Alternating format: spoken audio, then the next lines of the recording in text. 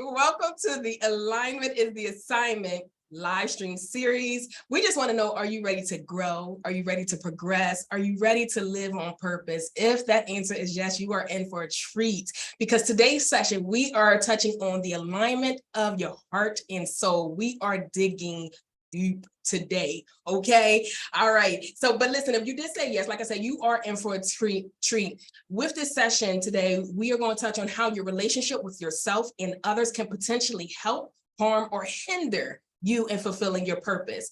If you're wondering what in the world is the alignment is the assignment, what is this all about? I'm going to fill you in. But first, let me go ahead and introduce myself. My name is Rochelle Edrington. I am a digital marketing specialist with vPro Marketing and Sales, where I help service-based businesses and nonprofits achieve better results from their online marketing efforts. And this is...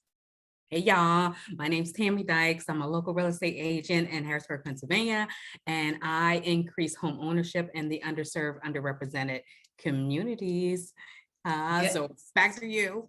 All right. And listen, this is a passion project, y'all. If you did not know, this is a passion project where Tami and I are teaming up really to host this 4-week live stream series where you will hear from many, you have heard, and today you're going to hear from other passion-filled leaders who are really just going to delve into the concept of alignment and its importance in us fulfilling our purpose. All right. So during the live stream series, we touched on the alignment of your mindset. Last week was the alignment of your body. And like I said, today is all about your heart and soul. Next week, we're going to be talking about recap. We're going to recap and delve into some resources that were shared and more. But if you're really just looking to live on purpose, move on purpose, all we really want you to remember is that alignment is the assignment.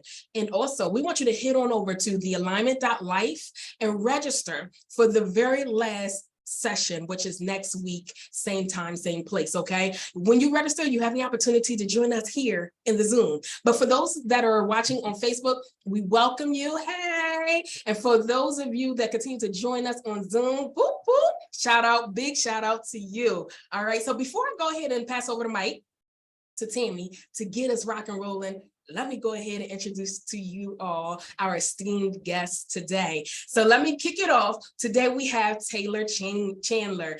Taylor Chandler is a licensed therapist in Atlanta, Georgia, helping people shift to secure attachment styles. She works with individuals and groups who struggle with anxiety or avoidance in relationships, and who want to be able to relax within themselves and with others for better experiences. When working with Taylor, you will have more confidence in who you are and how to express yourself, a better sense of your values and standards, so you know who and what are best fits for your life. And you'll also have a much better grasp on managing triggers and removing projections from the past. Welcome, Chandler. All right, next we have Jamar Johnson. Jamar has worked for the Pennsylvania Higher Education Assistance Agency for the past 14 years, where he serves as the full-time AFSCME union president, as well as holding other positions within his district and state union. Jamar serves on the African American Cultural Alliance of Lancaster, the American Literacy Corporation, and the Lancaster Theological Seminary African American Advisory Council, just to name a few, just to name a few. On June 4, 2022, Jamar graduated with his associate's degree in teacher education from Eastern Gateway Community College and is working towards his ultimate goal of obtaining his principal certification. Welcome, Jamar Johnson.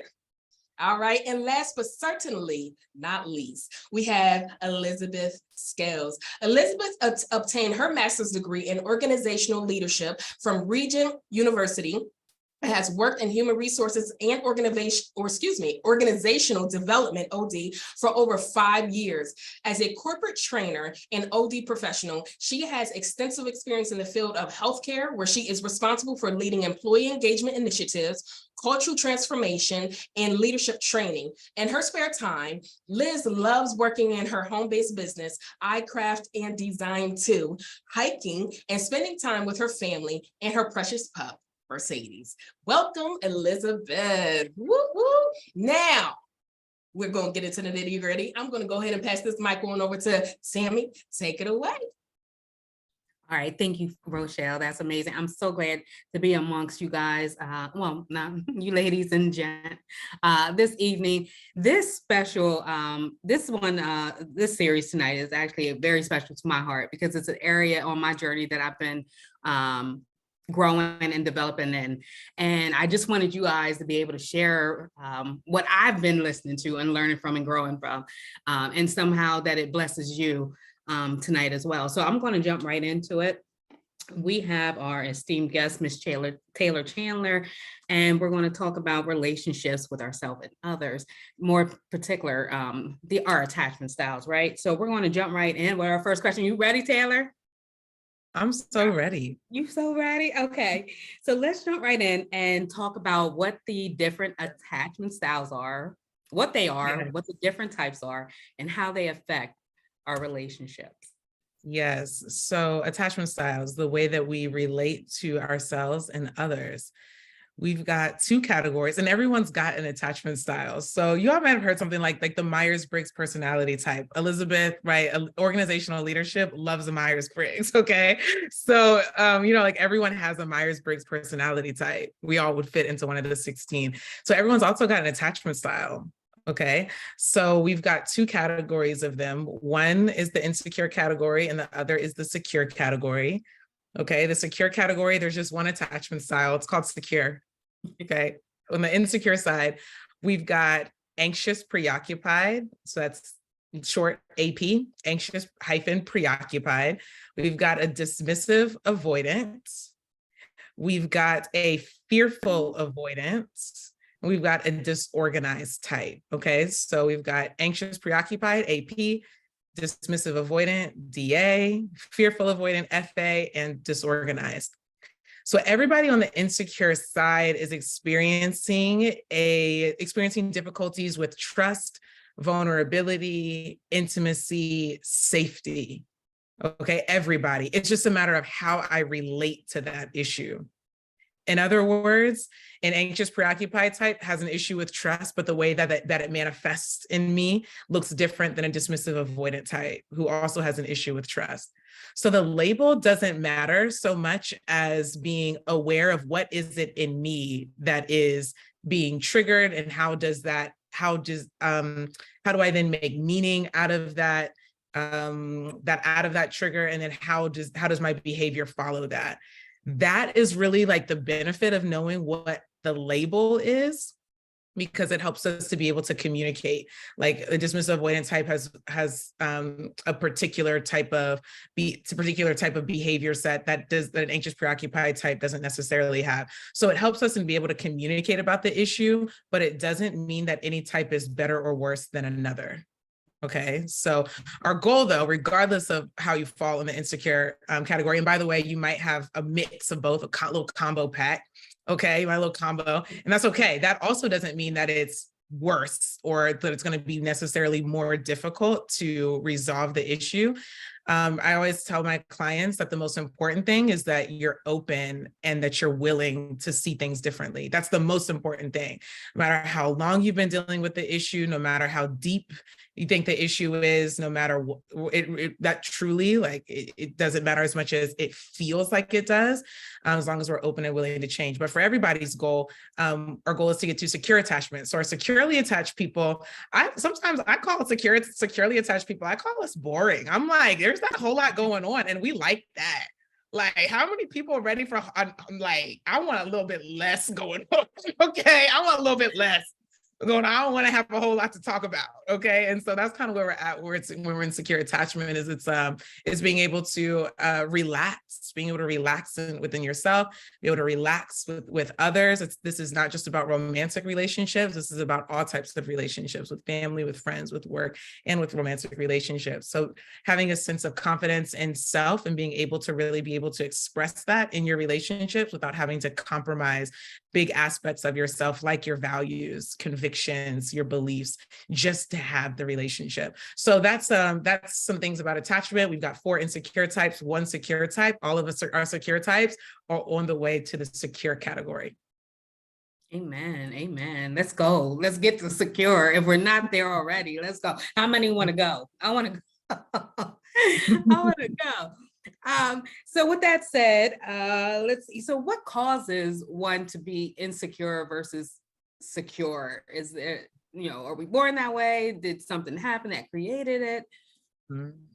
So we have experiences starting in childhood with the first point people are parents, okay? Whether one or both was present or not, those are your point people, okay? And so we get information about ourselves, about others, and about the world through those very significant relationships with both parents and other people that might be primary caretakers, or even like a secondary or substitute caretaker, like a grandparent, or even like a nanny. Okay, babysitters that might be close and spending a lot of time and have a role in caretaking and developing you. So we have experiences with these people very early on. I mean, a lot of our attachment develops before age 5, like between age 1 and 5. That's like those prime years for the development of your style. But we always have to remember that your attachment style can change. If attachment couldn't change, I wouldn't have a job. Okay, so we're always change attachment. That's good news. But it does start in childhood with experiences with caretakers, and attachment wounds happen. Okay, attachment wounds happen to everybody, but the difference that can make it like a sustained issue that can develop into insecure attachment versus just like an incident is the response to the wound. Okay, like no one goes through childhood feeling validated and reassured about who they are every minute of till they're 18 years old, but we have differences in the responses from others when we have those incidents, okay? So things like timeliness, someone being able to cover the wound, right? So like if there was a wound between you, child, and parent, I felt rejected by my parent. If I had the opportunity to express that and that wound was sufficiently covered, okay, in a timely way, in a way that really was validating, I felt like it was real and it was someone took accountability or responsibility for it, whatever, all those words that we really like that make us feel safe and good. What did that kind of thing happen? Or did the wound happen and it was just left raw? Okay, so when we have those like raw wounds that aren't covered, that aren't cared for sufficiently, then it can develop into insecure attachment. So the seeds happen in childhood and it grows into like I call it the attachment tree. So the seeds are the childhood incidents, childhood wounds, attachment wounds. The tree grows, which is where we've then developed beliefs about ourselves, about others, about significant others, about the world. And then that tree produces fruit. And that's the behavior that manifests out of our beliefs. So we've got the seeds from childhood issues. We've got a tree that is made up of our beliefs. And then whatever the quality of our beliefs are affects the quality of the fruit. Okay, so our insecure attachment you can call it rotten fruit. So that's anxiety or avoidance, uncertainty, insecurity in relationships. Okay, that my behavior is going to look that way. Whereas if I have positive views about self, about others, about the world, positive, healthy views that are also true, like this isn't like a toxic positivity thing where we have to think that everything is great all the time. But they are healthy and balanced views about ourselves, about the world, about others, that then produce fruit that helps me to win. Like, for example, if and when something goes wrong, I'm able to manage that in a healthy way rather than in an insecure way, rather than avoiding it or like fighting for my life. Okay. Did y'all hear that? Oh, not the doorbell. Let's go to question number 3. That just made me forget what I was going to say. But question number 3 for you: what are some practical strategies that we can implement in our day-to-day lives that help us formulate secure attachments if we're in that insecure place? Communicating. So just really being able to track yourself. Like if I am feeling like, let's say I'm having that feeling I'm having to walk on eggshells around somebody.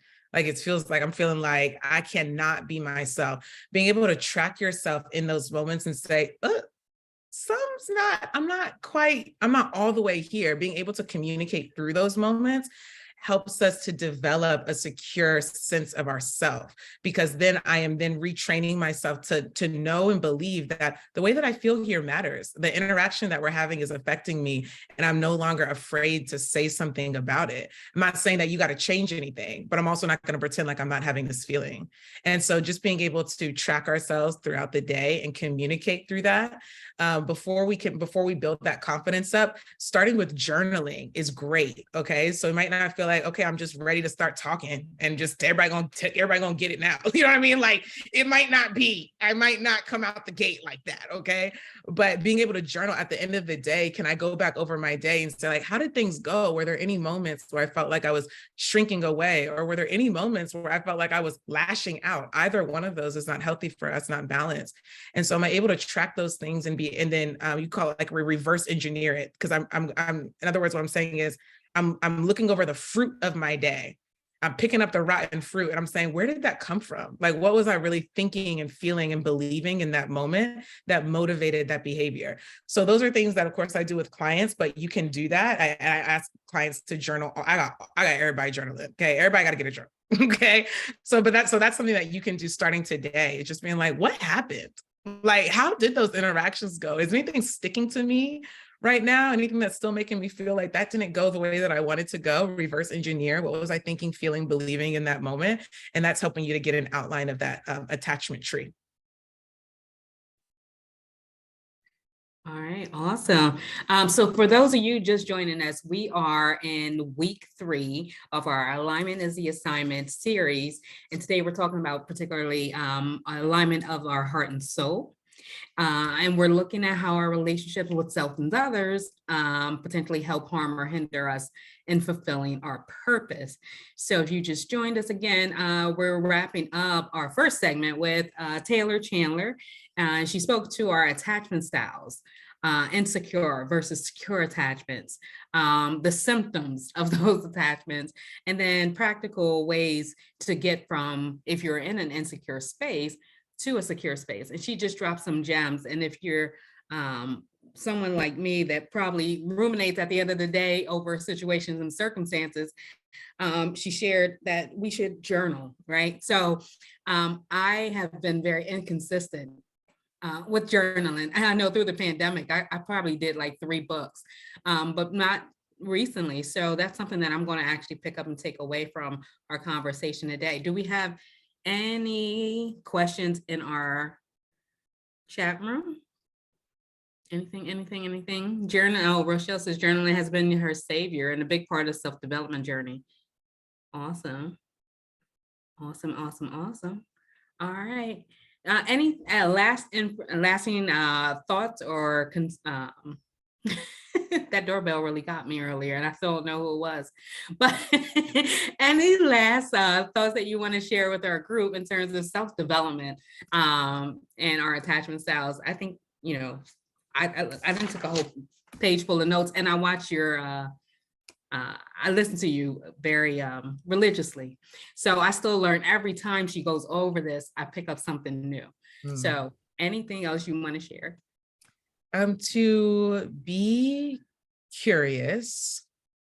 Okay, to be curious about yourself. I remember when I was in school to be a therapist, I thought I was so secure. Okay, I was like, I said it so confidently. Turns out I was actually in the worst relationship of my life at that same time. So it was just such a discrepancy in my awareness of like what it really meant to feel confident in myself. Being extroverted and being, there's a difference between confidence and competence, okay? So I was highly competent and extroverted, energy, but that was not the way that did not translate into my personal relationships. So being curious about yourself and really, and just exploring like, how do I relate to others and what has been the pattern of my relationships?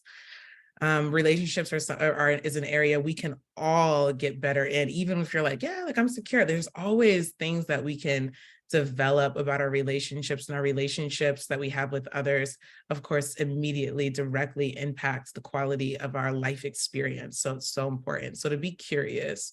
The next thing is to be confident. You might not feel necessarily confident in yourself at this very moment. But what I mean by confident is confident in the outcome that you will get. Okay, to be confident in the outcome that you will get. So to know that I might not be there right now, but this is an experience to be able to feel safe in your own body and to feel safe in your own experiences, to be able to have that experience is what you were meant truly, I mean, really, truly, literally, meant to be able to experience your life in genuine peace within yourself, to be able to feel safe and to be able to feel like you can really truly be yourself. That's not an experience that we should consider as like a unique experience that's only reserved for a special type of person. It's literally for everybody, like the best experience that we're able to have is thankfully available to every single person. So I like people to consider this stuff like secure attachment as being I want us to look at it as a common denominator, not something that is like this incredibly lofty goal that is like, I'm going to be working and it's going to be hard and it's going to be, then I'm going to get it. You know what I mean? Like to think of it really as like to be able to really, yes, it's an effort to get there. But to be able to, at the same time, be able to say like, I am going to relax in the confidence that this is possible. I want to relax in the awareness that I can do this. It is a common denominator. It doesn't mean that everybody has it, but it does mean that everybody can. And I am no different than that. Like I can do it. I might not be there right now, but it's for me. It's for every single person. I don't care how long you've been dealing with whatever you got. I've had such a range of people, of experiences, of people all over the world, different countries, different races, different age ranges. I don't care who you are, okay? Because I know whose you are. Oh, don't let me do it, Tami. I'm gonna preach. Wrap it up. Let me wrap it up. Okay. No, keep going. Okay, don't get me excited. But so seriously, like that's why I'm so confident in this, because I know that it's for every single person. I approach every single person that way, that regardless of what you have going on, we can get you there as long as you're open and willing to see things differently than you have before. It's totally for you. So to be curious and to be confident that you can do it. And then just to take that first step, to take that first reach, to, plug into the podcast. I have a podcast called Boundaries and Grace. Plug into the podcast and then do something, like just take that one step forward, open the door and really signal that you're ready to move, and you will get it. You will get it. You won't fail. You will not fail. Okay. But we just gotta take that step. What was that sound effect? That's taking the first step, y'all. Who's ready to take the first step? Like I said, I've been following her, and she's blesses me with, all of her gems that she drops. And one thing that you mentioned, you said secure people are boring. Now, I know I go in and out, right? I label myself a dismissive avoidant. That's me all day. I do that thing. That's me. However, I go in and out, and I don't know if I had a secure day, but I remember just feeling so peaceful. And at an event that I had recently, I'm transitioning into the political realm. I'm running for public office, and that's not my wheelhouse. I'm a very private person, but in this space, I have to be so, open. My life is an open book at this point. And so that makes me uneasy. However, something in that space, that moment, I said, I feel so, I didn't overthink. I wasn't fearful of communicating. I usually have planned things. If they do this, I'm gonna do that. I mean, I have a whole setup in my head because of my attachment style and the circles that I'm in. However, this particular day, and it was recently, I said, wow, that I didn't do any of that. What just happened? And I'm like, if this is how it feels, I want this. I want this all the time. And so I can only just continue to go back to that space and go, yeah, you can do, like you just said, you can do it. It's for everyone, right? So, I mean, the communication flowed, my thoughts flowed, relationships were, the reciprocation, in and out of thoughts, feelings, and all of that. It was just amazing. I'm like, yeah, this is good. This is good. So, wow. Did you say that wasn't your wheelhouse? Yeah, no, it's not. It's really not the public persona. No. I know. No, this is just a live because it's just us. In my head, it's just us. That's interesting. So it's not your, so it wasn't your, that you say it's not your wheelhouse, but it was where you had all this flow. Where I had all the flow. Yeah. So it was really like oh wow, this is nice. I was like, oh, okay, I can do this. So we'll see how it all ends up. Let's see, anything else? I think we're good. All right. So thank you, Taylor. We're going to transition to our next set of guests, which is Elizabeth Scale and Jamar Johnson. They're just going to give us a little bit more of a perspective of lived experiences when it comes to relationships with self and others, right? Y'all ready? Y'all in the building? I see Somerville and Sanders family, welcome. Jennifer, welcome. Tamika said, oh, I didn't mean to bypass your comment, but she said she had a conversation with someone that she was on eggshells and she did not like it. So I hope you got some gems from Taylor that will help to maneuver that type of situation moving forward, right? And if not, she's dropped her or we have her at. Please go and follow her on Instagram at Taylor Chandler on IG. She has a podcast called Boundaries and Grace, and then also her website. I'll share that information. It's on our website. So Tamika, I'll make sure you have all that. Cool. All right, family. Welcome. Come on off mute, Jamar and Liz. Did y'all enjoy that? Did y'all? I see Liz down here writing. Okay. Did y'all? Yes. Jamar said. All in the notes. He said you in my notes. He said you in my notes, Taylor. You in my notes. All in the notes. I'm like, man, she dropped. Just drop the mic. Just drop the mic, Taylor. It's over. It's over. She told me, let me wrap up. I said, no, keep going. Taylor be preaching.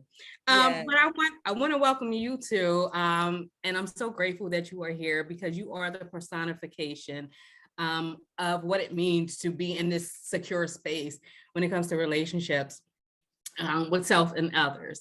So I want to just get into a little bit about what that has looked like in your life and how you got to that point, some tips that you would be able to give others for living a life of secure relationships that are purpose-filled, right? So let me see. There was little notes here. Hold on. Let's jump right in. Liz, I heard that you have a powerful story that you you know what story, right? No. Yes. Okay. Yes. All right. Yes. You want to jump into how that's impacted your alignment and your livelihood and how life has changed since all of that? Yeah. Awesome. And I will say I'm not going to name my company just because I want to have a job. So, but I will share. Now people see it that know me, they see it, whatever. But for me, being aligned to my purpose and what God has for me has opened the door for opportunity. And it's been just amazing to see how God has created opportunities and opened doors for me to create what it is that I want to do. And you had posted something a couple of weeks ago, Tami, that said your gift will make room for you. And I truly, truly, truly believe in that if you are aligned, your gifts will make room for you. So specifically for me, there have been several times in different companies I have been a part of where they created a job role for me that did not exist. So for my current role at my company, hopefully I don't slip up. I'm an org development coordinator. And a little bit of a backstory with that is that I started off with the company as a front desk representative or a patient rep. And I saw some opportunities within the company, but I didn't necessarily think that I could make that change. So in order to grow, I decided to actually leave the company because the managers at the time were more tenured and they weren't leaving. And so I went and I was an office manager for the state. And so that obviously didn't work out because I'm back at my current job. But what that did for me in that experience when I left, it allowed me to kind of pull that vision together of what I saw initially at the company. I didn't think I could make the change. And also, you know, having a relationship with C-suite, having a relationship with directors, your work ethic is like 1,000% will also allow you to shine. And, you know, so I always had those relationships, and I reached back out and I was like, you know, this isn't working. Are there any job opportunities? And I met with the CEO and we sat down at a Starbucks. I remember it was like yesterday. And she was like, well, Liz, what do you want to do? And I was like stunned because I'm like, I see this opportunity in training. I see this opportunity, you know, culture, but no formal training. Never did anything like that in my life. I had came from Patient First. I don't know if everybody's familiar with that, but I came from there as a front desk staff. And she just was like, well, you think about it. And then you come back and you tell me what you want to do. And so I literally, Rochelle's my sister from another mister. So I call Rochelle, my friend Kev, another sister from another mister. And I was like, listen, this is the opportunity. You know, help me think through this. And I created a job description. And I gave it to them. They looked at it and of course did their piece. And then I had to interview for the role, you know, which just basically sealed the deal, I guess, in a sense. And like here I am today with a role that was created that has allowed me to show up fully in who I am. So I can be my authentic self. I can be crazy. I can be whatever, you know, and again, just going back and say, like, it was hard because again, no formal training, never did it before. I remember the first time I had to do a call to like, we were trying to get a product and I had to call and I'm like, I don't know what questions to ask. I don't know what to say. Like, you know, and I just told the person, I was like, listen, I'm new in this role. I don't know what I'm doing. And they laughed or whatever. And so, you know, just thinking about that and not having that just continues to remind me as I step out on faith and step out that I don't have to have all together. I don't have to be perfect. I can be honest and truthful. And I just go with the flow. You know, it doesn't mean I don't get anxious. Doesn't mean I don't get scared. You know, I'm not scared or fearful at times because change is like that. But it's really been just an amazing journey. And I'm just so grateful to God for opening up those doors for me and just different opportunities. So. Amen. Amen. And I, you know, one of the baseline, one of the foundational thoughts on when God put this whole alignment as the assignment is authenticity. I mean, if you can't be your authentic self, who are you? Mm-hmm. Who are you? Like, no, seriously, who are you if you're not you? So I think, you know, being authentic gets us much further than us, you know, putting on airs, they used to say, right? Putting on airs. Ain't no future in your fronting, right? They used to say. Oh, I like that. Coin. Ain't no future in your fronting. So yeah, thank you for sharing. Thank you for sharing. What's up, Jamar? Come on off mute. Hey, what's going on? What's going on? So you're someone that I've admired for as long as we've been connected. And I'm not even sure how long that's been. But you give off the energy of love and light and inspiration and encouragement. So share with us how, you know, how you've arrived at that space, you know, how you've developed this sense of self, how family and friends have impacted your sense of self. How's that going? Well, first and foremost, thank you for allowing me to be on this platform with some awesome ladies. Thank you and Ro for inviting me. It's funny because since I got the invite, the word alignment has just been popping out everywhere. I mean, in messages and quotes on Instagram, on Facebook. And I'm like, okay, God, I hear you. So this is just, it's full circle when you're talking about that. But to answer your question, just I think life experiences for me has always taught me to not succumb to my environment. And I think I can relate it back to my grandmother, my family, my mother, these different pivotal people that have been a community to me, and told me, just because you have been dealt a certain hand doesn't mean that you have to succumb to that. I got to give a big shout out to Taylor, because she said something, be confident in the outcome that you will get. Now, for me, being a man of faith, right. So me being a man of faith, the thing I thought about is Philippians 1:6 says, being confident of this very thing, that he who has begun a good work will perform it until the day of Jesus Christ. So for me, I'm like this. I may not be there yet. I may not be at the mark yet, but as long as I keep pushing forward, the Lord he only gave me a preview, never gave me the full glimpse of the end of the movie. I only got the preview.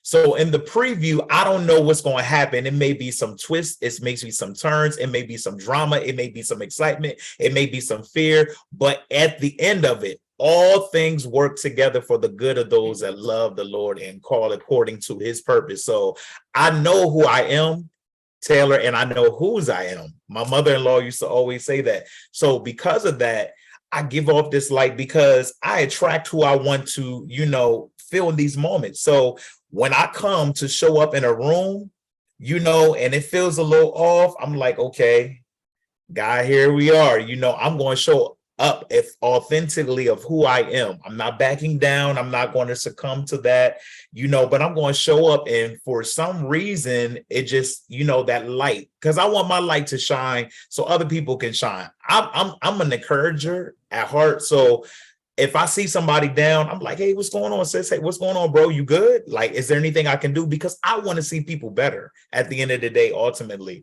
So I have to always take it back to those in my village. There's a saying that we all know, it takes a village to raise a child, but to be honest, it takes a village to help an adult. Yeah. Community is so important. Community is so important, and we can't forget about community. And sometimes your community may change across life. As you grow in life, you may get some more people. Some people may drop off, but at the end of the day, it's all to make you ultimately who God has called you to be. And that's how you truly can be aligned. Once you have those people around you, those ones that's not just around you, those yes men, those people that's going to be accountable and call you out when you are wrong. But it's done in love. It's all about how you perceive it. If it's done in love, I can receive it. I may not like it in a moment, but hindsight, when I think and sit back, I'm like, you know what? They're just trying to see me meet my best self. So that's really all I can say to that question. Yeah. Some things, and bro, he hit on. So when we were developing this section, it really was it was kind of challenging, right? Because I wasn't sure hard. It was so hard. And when Heart and Soul came about, one of the things that we talked about, well, first, when God gave me this assignment, he talked about aligning myself vertically with him and his word first, and then horizontally, right, with our community and family and friends and other relationships. And so we talked about community builders in this whole relationship aspect of Heart and Soul, because who is it that we need to lock arms with? Who is it, those that we need to edify and build up? Who are the encouragers? Who are the leaders? And how do we get more of that? Right? Because that's how we eventually get to fulfilling our purpose, right? And that's how we breed a solid community, a safer community. So Elizabeth, so thank you for sharing that. You just bringing in the word community helps us just to, know that we are in alignment with this. This is who we needed. We have the right people in the right spaces doing the right things. And I'm grateful. So Elizabeth, to you, give us a personal experience. I know you gave us your career experience, but what about personal relationships that have helped or hindered or even hindered you fulfilling your purpose? Can you give us a little insight on that? Yeah, I could do both, but I think a lot of people, I'll do the one that has hindered, because it's still, and I just recently kind of tapped in and went deeper, because we can always go deeper, right? Like, why is this thought coming up? Why is this insecurity coming up? So the relationship that I have had with my father really made me feel like I wasn't seen and that I wasn't valued. Now, he was in the home with us, me and my brother and my mother, but it was like he wasn't present. And I always found myself trying to prove myself, which then turned me into this perfectionist child. And so as that relationship, just like Taylor hit on, I mean, that was me, you know, that securement attachment with my dad, of always trying to meet this certain standard that I didn't realize I never could meet, right? And that translated into all the relationships that I had after that, which led me to my first marriage that didn't go well or as planned, you know, and how I showed up in that relationship, very insecure, very passive, did not address things. Why am I not good enough? You know, why am I not enough? Things like that. And that would be a number 2 relationship, you know, of the many that have hindered me from really stepping out, because I didn't feel secure. I didn't feel safe. And I think that's the biggest thing, like Taylor hit on, was like, I don't feel safe. And so I'm working on currently to stop saying I'm a person who doesn't trust. I would always go around saying, I don't trust people. And so my circle is like very small. Like, some people think I have a lot of friends, but I have associates. But there's a small core of people that I know that I'm safe with, that I can 100% show up and be vulnerable. And I'm working on forging new relationships, because that insecurity, that instability of like, okay, I don't know if I can trust this person. Am I going to be enough for this person? Has hindered me from forging new relationships, which in leadership can be detrimental to your purpose, because you need the relationships, right? Yeah, you need the relationship. I get you. And so one of the things that I did once I got that this year, really, I just kind of started stepping out. So I reached out to a couple folks on LinkedIn, and I was like, hey, I see you're doing XYZ. I want to get into that. Can you connect me? Can you show me? And like, now it's like, every time there's a leadership workshop or conference or something, she's like, you want to come? You want to come? Like, let's go. And because of the relationship I have with my organization, I have that conversation like, hey, I've been invited. I'm trying to do this. And they're like, yeah, why not? You're only going to enhance the organization, right? So I guess that's a little bit of the relationship that has hindered, you know, and then now just unlearning all that stuff and learning, being more self-aware. And that's another thing Taylor hit on, like, you really got to be self-aware. And I was just talking about earlier, is like, when you start having these self-sabotaging thoughts, imposter syndrome, it's like, whose voice are you really hearing? So you have to decipher, is it me? Is it that child that was like, oh, daddy he doesn't love me, or he doesn't think I'm a good child? You know, we deal with a lot of mental illness now. You know, is it the medication I'm taking and I'm hallucinating? Like, who is it? Is it God?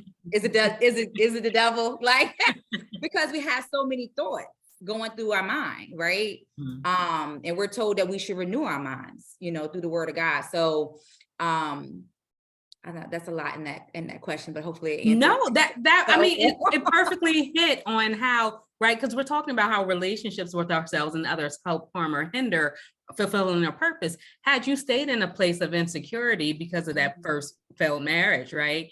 Yeah. And not transition out of that and built upon that, who knows how, you know, things would have gone otherwise. Taylor, anything you wanted to add to that? Because she kind of all encompassed a lot of attachment situations. there was a lot of good stuff. I'm gonna hook onto that last part, you know, renewing your mind through the word of God. Something I am very, very I'm like really targeting like a laser right now in this next part. You know, I described to you, Tami, that in the last couple of weeks, there's been a lot of restructuring. And this is one of the things, is that we've really have to went into an age of self-help, which was good and helpful.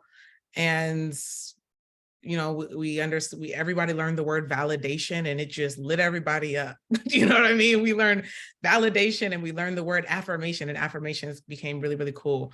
But the reality is that when affirmations are only coming from ourselves, then we are trying to source it, and we are going to fail at maintaining and upholding our real identity, which is only found in God. And so it's so important. I think that is there's nothing more important than what she just said, and like in that whole concept, and that whole I call it a reality that that our identity is in God, and that is the most secure attachment that we can have, and that is the ultimate confidence, is knowing who we are in Him. And so I just wanted to hook onto that last part and just say it's the most important thing. There, I could tell you all, I could do everything with you about attachment on that very like almost clinical thing. And I tell people now, I'm like, you're going to be limited if you don't know God. Okay, you're going to hit a cap and be like, why does it feel like there's still more? Because there's still more. And it is found in Him. So that's all that I just wanted to hook onto that. And so I appreciate you saying that, Elizabeth. Awesome. Thank you. Jamar, what about a personal experience with a family member or friend in terms of relationship, right? That has helped, harmed, or hindered your passion or purpose fulfilled life? So shout out to Elizabeth. She said a mouthful. That was awesome. For me, and I wrote some things down, so if I'm looking over, I'm just looking at my notes. So you can talk yourself out of your own blessings.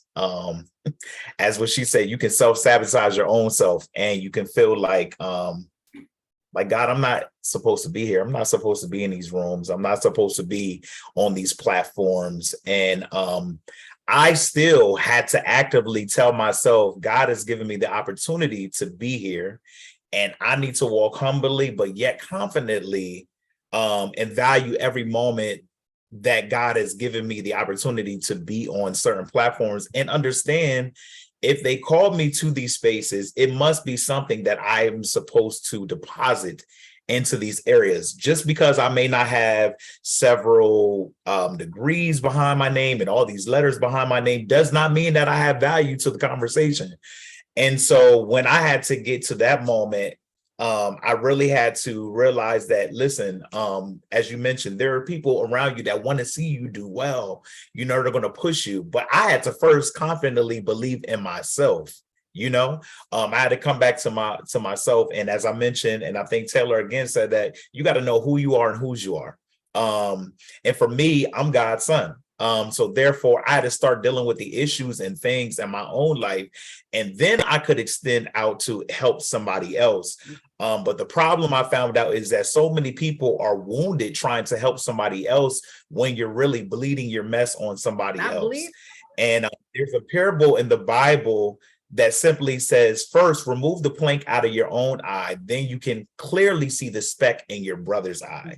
So because if I don't, what will eventually happen is you will do more harming than helping, which will slow the process from you truly fulfilling and getting aligned to the part that God wants you to be in.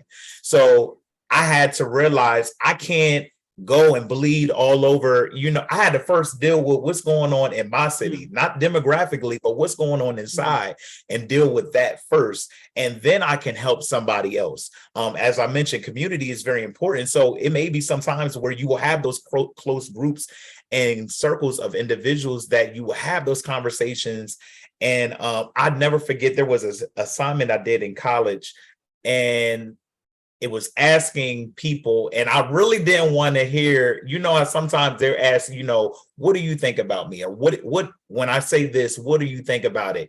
And I was kind of almost nervous to hear the response, because I knew it's probably going to take me doing work. But in those moments, it helped me, because I'm like, okay, I'm hearing everything people are saying, and it was aligning. I said, okay, God, you speaking to me. So obviously, if people are seeing this, and I already knew it, but I really didn't want to admit it, I said, okay, I got to really truly get in line and do the work. And the thing about it is you got to be willing to do the work. I don't think people are sometimes willing to do the work, which unfortunately hinders you from truly getting to the purpose and the place that you truly want to get in life, if that makes sense. So just an experience as far as that has helped me personally. I got to give a shout out to Mr. Floyd Stokes, who is a mentor of mine. And I never forget when I started at my job, I got an email that said, I need some men that come and help read to children. And I'm like, okay, I love working with young people. I'm going to go ahead and sign up, not knowing when I signed up that it was such fulfillment to be in a classroom around these young people. I already liked working with young people, but when he gave me that assignment to say, okay, I just want you to read some books to kids, I was like, cool. I came back year after year after year. He then approached me out of the blue. And I'm like, God, what is this? He came and said, listen, I see something in you. I see that you're dedicated. I want you to be the co-coordinator of this event. I'm like, why me? Why? You could pick, it was 500 men. You could pick 499 other brothers. Why me? And he's like, it is because God told me it's going to be you. And he's like, I want you to be that. Long story short, got in front of the classroom, and I was so fulfilled being in front of the classroom, which then prompted me to go back to school to fulfill a dream that I always had to become a teacher. But it was because I needed somebody to kind of put that battery in my back to push me to say, listen, I see something in you. You may not see it, but I see you. And when I got into the classroom, it felt like I was at home. It felt like I was at home with these young people because I was pouring back into them. And it was a feeling like this is what I felt when I was in 3rd and 4th grade, because this is what people took the time to say. And, you had some of those teachers that were like, I'm going to get mine, you better get yours. But then I had this one teacher named Miss Lori Ross that took the time to say, I'm going to stay and deposit into you, even if I had to stay after school, which showed me that there are people that care, which then in turn push something inside of me to say, when I get that opportunity, I want to give that same response to another young person. So here I am, graduated from college, but everything was aligned because all the times of me working in youth ministry, all these times of being in charge of different youth events, I did not know until Floyd introduced me to go back to the 500 men that I will be back in school, fulfilling a dream, and now fulfilling my purpose because I'm aligned. But the problem is, I think sometimes people get derailed and think that's the end. But can I tell somebody, just because you have shifted and derailed off of a certain situation does not mean you can't get back realigned. It's almost like you ever see those trains where, the tracks get the shifting and you go another way and you should have been going this way. Well, eventually it's going to come back on and you're going to get back to the path that God has designed you to get. But the thing about it is you're going to have to put in the work. You have to put in the work. And that's what I had to realize, is that I had to put in the work. Faith without works is dead. And I tell young people all the time, you want the scholarship, then you got to put in the work to get the good grades. You want the job, put the application in. It doesn't mean that it may not always drop in your lap, but what are you doing to prepare for it now so that when you get to the place, you're not getting ready, you already are ready. So when the opportunity comes knocking, hey, here's this opportunity. Are you ready? Yep. I've been in my off season. I've been working out. I've been doing this. Shout out to Brian Majors. He says major preparation equals major results. So that means that if I'm preparing now, that in the end, I'm going to see major results. Why? Because I'm being confident now to see what I'm going to see. You got to see it before you see it, or you never will see it. Thank you for sharing that. Thank you.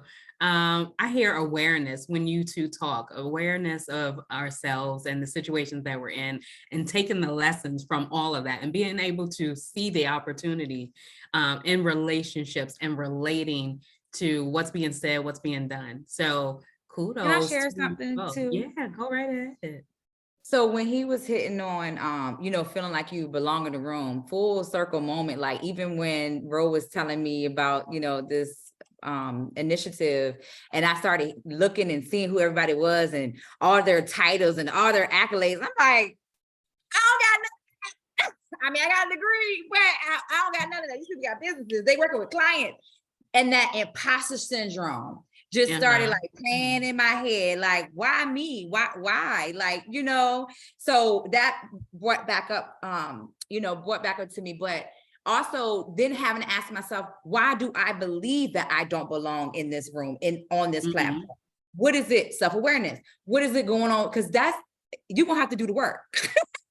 You can't just if you let the thought fester, you're never gonna get anywhere. You're just gonna go in circles. I don't have what it takes. I'm not enough. I don't have a degree. I don't have enough knowledge. I don't have, right? But it was something also that I posted a while ago on LinkedIn that also helped click for me with that. You know the adage where people would say, if they don't give you a seat at the table, you pull a chair up. All right, that's not good. That's not good enough for me anymore. So the quote says, when you operate in your gift, you don't have to be at the head of the table. For wherever you sit or stand, the table and room will shift for you. Look, I get chilly. It's going to shift because I don't want to just have one angle. That room is going to shift and all eyes are going to be on me because I'm aligned. I'm supposed to be there. So like Jamar said, deposit something in you that you need. Okay. Okay. So I need you to stop, rewind, and press play. Seriously, because that was deep. Yes. Stop, rewind, press play. I want you to act like you an actress and reading the manuscript and you just, I gotta be dramatic on everything. But like, you know what I mean? Like seriously, because give it to him one more time. That's deep. Thank you. Concisely, Tami said, say it one more time. Okay, you're ready? You're ready. All right. When you operate in your gift, you don't have to be at the head of the table. For wherever you sit or stand, the table and the room will shift for you. The whole thing is going to move. Believe it. Yeah, I mean, when you think about, the old adage, and I would say that, especially being a woman of color and being in spaces where, not a lot of us are in C-suite or leadership. And you do sometimes feel like, okay, do I have a seat here? Or I'll just pull one up. No, I want you to shift and see me because I'm supposed to be here. Okay. I don't know about you. I'm supposed to be here. So it just, that quote I don't know, it just did it for me. And when did I post that? A month ago. So it just continues to reaffirm, the things that God had been deposited in me and downloading in me at the beginning of the year. So I felt led to share that. Well, I feel led to say that Ludacris's move, Get Out the Way, I'm sorry, has come to my mind after you done said that. But I'm gonna go. You want a type of time today. Listen, that's a hood spiritual though. I mean, hey, if it happens and you gotta say it like that, sometimes you gotta speak it like that. That's on the part 2 of the Bible. But listen, I just want to share really quick. But as we're going to wrap up, we're going to ask for any last words, and then those of you that can stay on for the quote unquote after party, where we just we'll talk about anything and try to share and do some connectedness in that space. But before I wrap up, another thing that God downloaded when he gave me this vision of alignment as the assignment is that we understand that the assignment, what follows the assignment is the test, right? So you have to ace this assignment. Be aware, be confident, be competent in what's being given to you as your assignment. Ace the assignment because the test is coming. All right, it's coming. So we got to be confident and competent in our assignment. So any last words before I shift it over to Miss Rochelle? Anyone? The only thing I can say is, and I think it's already been stated, be authentically you. God has purposed you to be in the room, not to be somebody else, but to be you. And walk confidently, as it's already been said, to be you. And sometimes, as it's been said, we will almost kind of crunch down, but be confident, and sometimes that means doing like MJ said, Michael Jackson, speaking to the man in the mirror. And sometimes you got to look that person in the mirror. You may not see some things, but put the work in to get it to start changing. If I want to see change, because a lot of times I know for me, I always would, certain things will happen. And I'm like, man, they shouldn't be doing that. Or why are they doing that? And the Lord spoke to me and said, well, what are you doing to change the situation? And it was like, whoa, you're right. So now I'm trying to change my mindset to be like, okay, what am I doing? I want to see change. I got to be that change, and I got to show up to be authentically me in those moments. So how funny is it that we started with mindset, right? Aligning our mindset, because that's the crux of everything. We started there. Everything goes back there. Even when we were talking about last week about aligning our body with nutrition and fitness and wellness, everything came back to mindset, right? So thank you for sharing. And I'm not going to, you gave us a song. Let us start. Come on, Rochelle. Let us start the Alignment is the Assignment playlist. You didn't start us something. He kept throwing Michael Jackson. All right. Liz, you got anything else? Wrap up, any last last words? I was gonna just piggyback on Jamar and just say, you do the work. If you notice something, this thought that's going through your head, something that you really want to do and you're being apprehensive about it, don't just let it sit and you just kind of like let it go by, right? Really start asking the questions of like, where is this coming from? Because the only person you can change is you. I can't throw it on my daddy. I can't throw it on my ex-husband. I can't throw it on my friend who ain't, being a friend like I want her to show up, or I can't throw it on my coworkers. I can only change me. And that's where my security and my peace come from. And that's it. This was amazing. No, you guys are amazing. And I thank you for your openness to share and impart your wisdom and lived experiences on folks. Taylor, any last words? I have nothing to add. I'm appreciative to be in the space. Awesome. Thank you all. Thank you all. Wait, Tami, I don't think you asked the question, because I've been watching this series all 4 weeks, but you didn't ask the one question. What does alignment is the assignment mean to us? Don't be making extra come on. I've been watching. You're right. I did not. Well, you're right. Okay, so there you go. Jamar, what does alignment is the assignment mean to you? And you should make him sing it, since he want to put you on. I was gonna say, just gonna sing it. I was gonna give it to him the way he gave it to me. I had to put some razzle dazzle on it. Come on now. I'm gonna read it. Honestly, what is alignment? Go ahead, read it to us. Come on. But what I'll say is this, because I did write it down when you initially asked me what does alignment is the assignment mean to me. I said, to me, it means I'm positioned and focused on the work or task that has been given to me to fulfill and to complete it with excellence. So that is what alignment is the assignment means to me. Alignment is the assignment. You a real one for that. You a real one. I can always count on you to be real. Thank you. Liz, you want to add yours? Anything? I can. Clearly, I ain't doing my job right today. He put me on. Funny. Okay. I did answer the question, so I'm prepared. Come on with it. So alignment is the assignment means to me that I am properly positioned. It means that in every aspect of my life, I make decisions that support my purpose position in accordance with God's blessing. Believe on it, live on it. Let's go. Let's go. All right.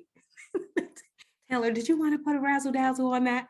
I don't know if you had that question or not, but you're more than willing to give us a response.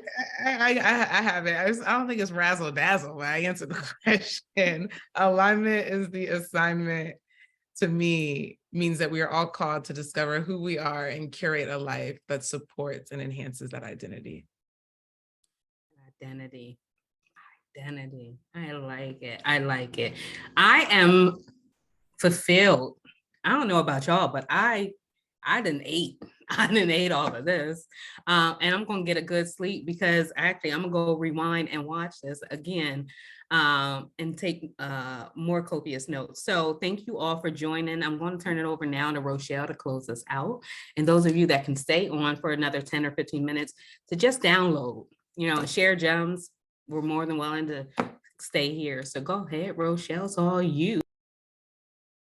All right, family, this was amazing. This was so amazing.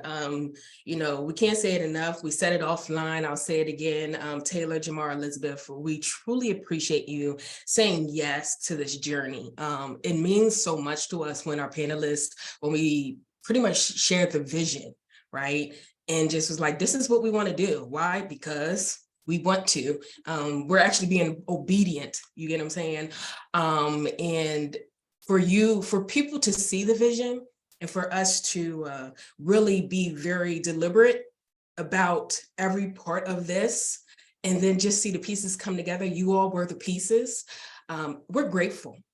We're extremely grateful. I just want to say publicly, thank you again, because it means a lot. But not just for us. We know that it's going to mean so much more for someone who sees this right now, 2, 3, 4, 5 years from now, who might not be in a good space, but something you said today is going to resonate and bring that light to them. To me, that's impact. To me, that's change. And I'm just grateful to be a part of it and be obedient. And thank you for saying yes. So for everyone that joined us on Facebook, I seen some folks was hanging with us, okay? It's a long time to hang an hour, especially on social media, okay? So for those that hung with us on Facebook, thank you so much. Those that hung out with us here in the Zoom, we appreciate you. I just want to wrap it up really quick. I'm just do a quick screen share. As you see that, I see Elizabeth got her shirt on. We have the alignment shirts. If you want to grab yours, you can do so. Just head back on over to thealignment.life. It is really purchasing with a purpose, because when you purchase this shirt, it is going to impact one of the local nonprofits that's in Harrisburg, Pennsylvania, called Beehive Affordable Housing Outreach. And it's also going to benefit the Campaign for a Cause nonprofit scholarship that helps nonprofits with, online marketing assistance when the finances may be limited. But ultimately, we just want to make sure that everything we touch is impactful and meaningful in some way. So if you haven't grabbed your shirt, be sure to do so, because our vision is next week is our last session. We're going to recap. We're going to share some resources. And if you join us and you have your shirt on, we would love to take like a big old photo with all of us with our alignment shirts. I think that would be so dope. All right. But once again, we are going to come back here, same time, same place next week. And it's all about recap and resources, because all throughout the series, we had different panelists that shared different practical things you can do, but also some resources that we want to make sure you did not miss. So we're going to bring it back and then add some on top.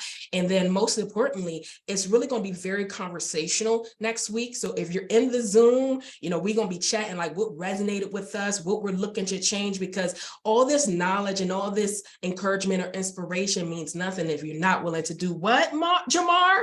Put in that work, right? Because that's what you put in that work. So we're hoping to end this series so you can at least have that one thing minimally and say, you know what, this is what I'm going to do next. So thank you all for joining us. Everybody that's here on the Zoom, hold tight. You're on Facebook. We will see you next week. Have a great Same time, same place. Same time, same place. Bye for now.